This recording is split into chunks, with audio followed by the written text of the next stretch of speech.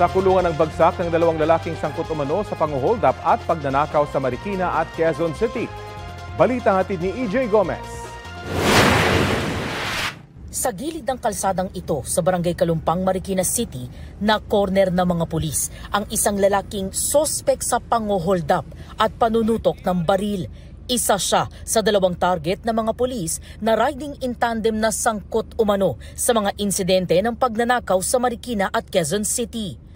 Sa follow-up operation, naaresto sa Antipolo City ang isa pang lalaki na itinuturong nagmamaneho ng motorsiklong ginagamit ng mga sospek. Ayon sa pulisya, nitong Miyerkules, nang hold up pa ang mga sospek ng isang babaeng senior citizen sa Old JP Rizal, Barangay Kalumpang. Habang ang biktima isang 67 years old na babae, inaantay niya po ang kanyang kaibigan nang biglang may lumpong lumapit at bigla po siyang tinutukan ng baril. Dahil po sa takot ay agad niya pong binigay niya ang kanyang cellphone. So agad naman pong tumakbo rin yung dalawa, yung naka-riding tandem suspect po natin. Naaresto sila ilang oras matapos ang insidente. Nakumpiska sa kanila ang 38 kalibre na revolver at mga bala nito. Gayun din ang ginamit nilang motorsiklo at mga helmet. Na-recover din ang ninakaw na cellphone ng biktima. Sa records ng pulisya, matagal nang sangkot sa mga insidente ng pang-hold up ang riding in tandem.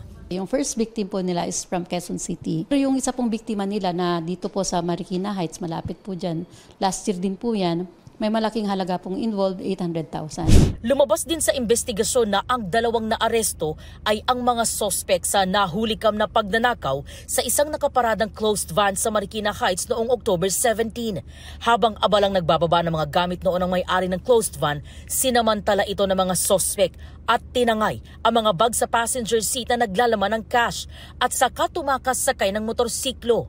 Ang suot nilang helmet at ginamit na motor, tugma sa mga na-recover ng pulisya nang sila ay maaresto. Sila po ay notorious kasi nga po talagang yung ginagalawan nila, hindi lang po sila nakafocus dito sa Marikina dahil pumupunta rin po sila ng Quezon City. Kaya nilang mag-timing na hindi sila maagad masukol ng ating kapulisan. Sa custodial facility ng Marikina Police nakakulong ang mga sospek na naharap sa reklamong robbery with intimidation, illegal possession of firearms and ammunition at paglabag sa Motorcycle Crime Prevention Act.